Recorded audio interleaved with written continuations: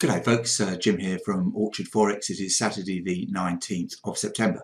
Well, the FOMC meeting's now come and gone, and the movements in the FX markets have been rather muted since last Thursday, with most pairs stuck to their previous ranges, and which is where they still look likely to be confined over the next day or two in the absence of anything major on the calendar, until Fed Chairman Jay Powell will be speaking on Tuesday in the US session. The major exception to this consolidation in the FX markets has been the growing demand for the Japanese yen over the last couple of days against both the US dollar and on the yen crosses, and we'll go and have a look at those charts in a moment. Before then, the much more interesting price action right now is to be seen in the stock markets, where the S&P and the Nasdaq both closed low for the third week in a row, and appears to have further downside potential in the days ahead, which in itself appears to be driving that demand of the safe haven yen.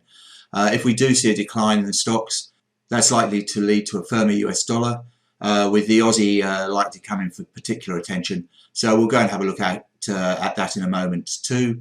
But before then, we'll start, as I say, with the stock markets and a daily chart we have here of the Nasdaq.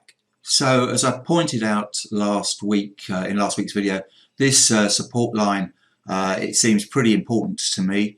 And if we look at the 4-hour charts, we actually have closed just below it. We broke through in the afternoon session in the US on Friday and was not able to recover.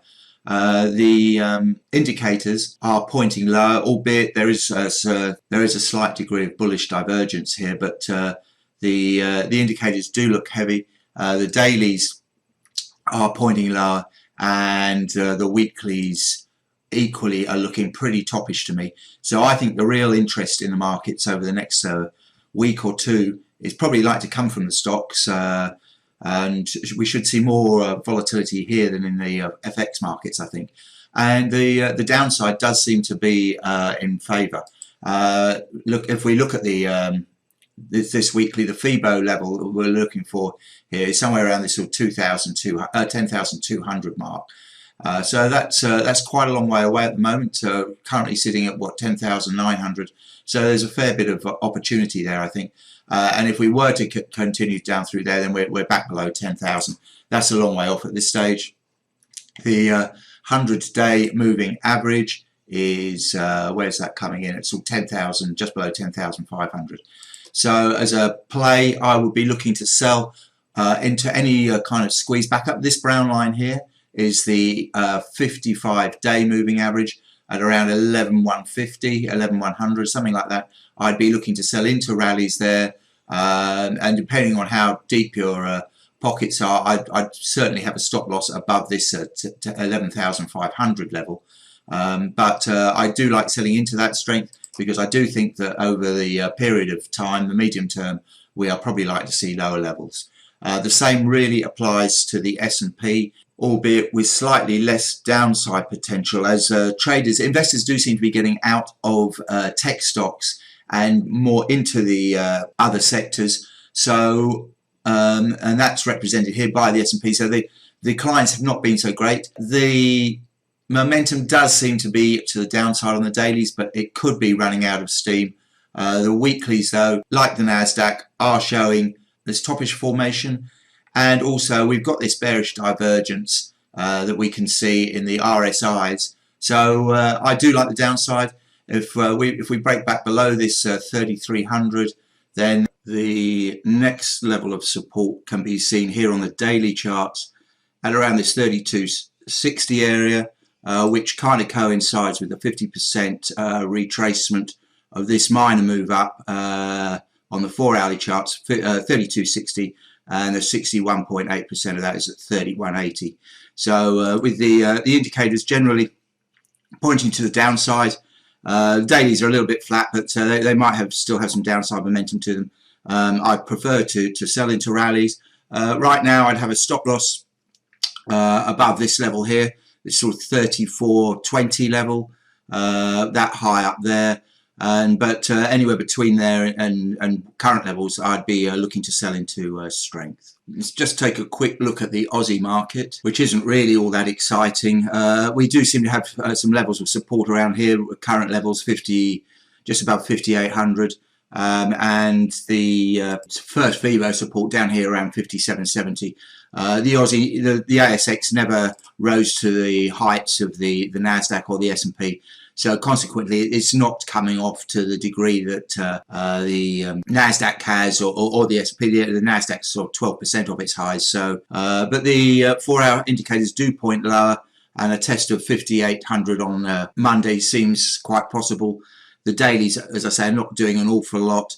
Not only have we got that FIBO there, the 23.6, but we've also got on the bigger picture. We're back at the 50% pivot of the whole move down. So I think probably selling in towards that 100-day moving average, which is up here around sort of 58.70 or so, 58.80. Selling into a rally up to there with a stop loss probably about 5,900. I think if we were to see it, we may not, and it may just drift slowly off to 5,800 and possibly a bit lower. Now, as far as the FX, actually before we go to the FX markets, I'll just take a quick look at gold. Now, gold's not doing an awful lot, but as I said in my midweek outlook last week, we're getting close to the apex of what appears to be quite a reasonable triangle. The 4-hour indicators are completely flat.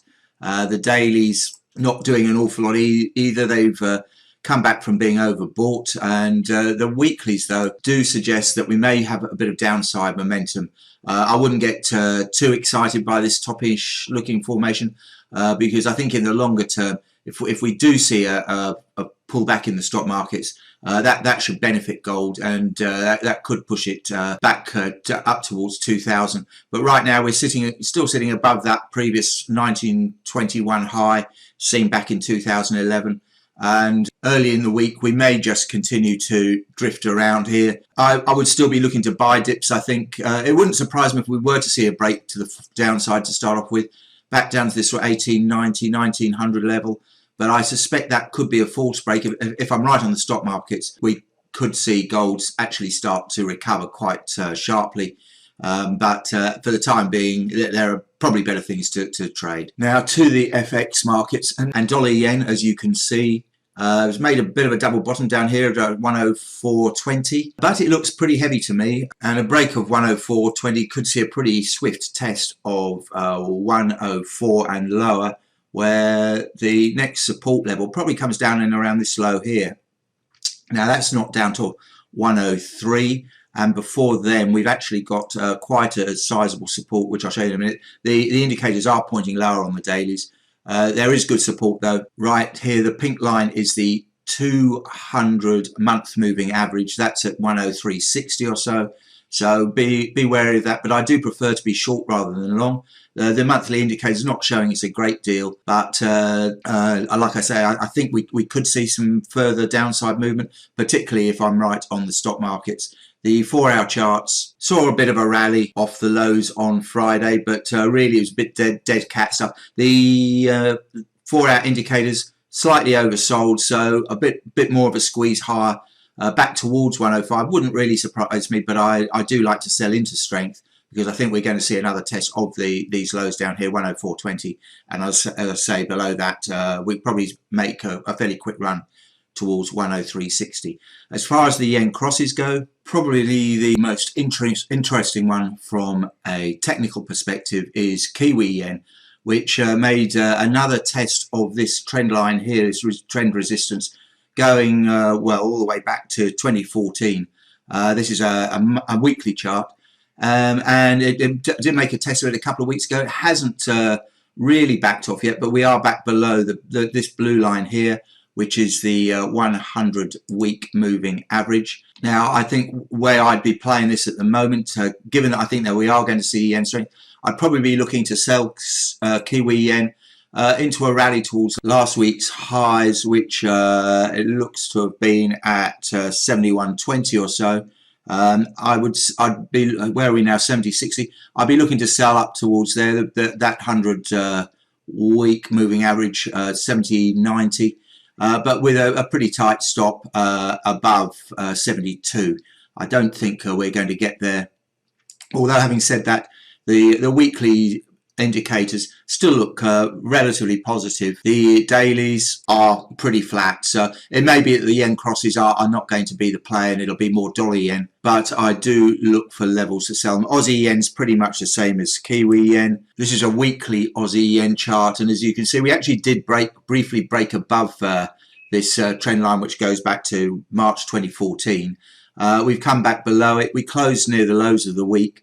And I do think there's possibly some downsides to come, although it has to be said the indicators are not showing a great deal of great degree of momentum. Looking at Euro Yen, Euro Yen did break through this support that we pointed out previously, and it's come back up to test it. I kind of think Euro Yen is going lower, and it wouldn't surprise me to see her move back down to this 38.2% level, which is sort of 122 and change, possibly a bit lower. But so I think I'd be selling it at this sort of 120. Well, anything above 124. I'd probably have a stop loss above 124.5, because if we break back above this kind of neckline here, then we could see a fairly swift rally.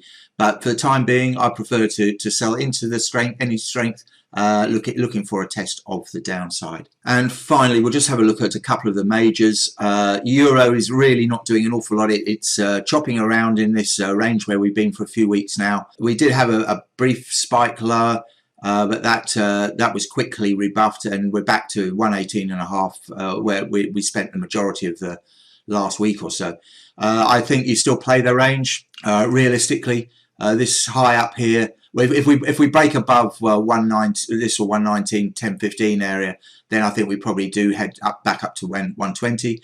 And on the downside, if we were to break this 117.30 to 116.90 range, we'll probably chop around. If we get there, we'll probably chop around for a while. But a break of 116.90, I think, would see a quick move south. And once again, as I've said before, if the stock markets do come off, I think it will be the US dollar that's a beneficiary, and that may be what propels the euro lower and the US dollar higher.